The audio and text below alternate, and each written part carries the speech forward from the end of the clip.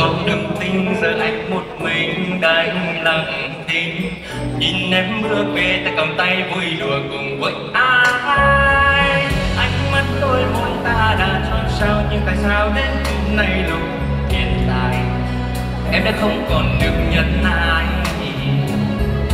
Bên cạnh người tình mới em đã quên rồi, để anh khoác lên thân mình màu đơn côi.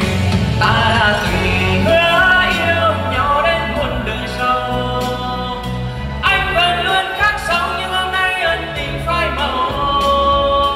Còn gì nữa đâu và đành buông lời những câu, ta phải xa rời nhau như hoa kia dần lúa màu. Trong lòng buồn mỗi khi anh ngắm hoa những dòng lệ rơi, em giờ đã khác đi, em chắc chắn sẽ không còn cơ hội. Gusto mo ba ang content namin? Mag-subscribe at i-follow na ang Liho TV.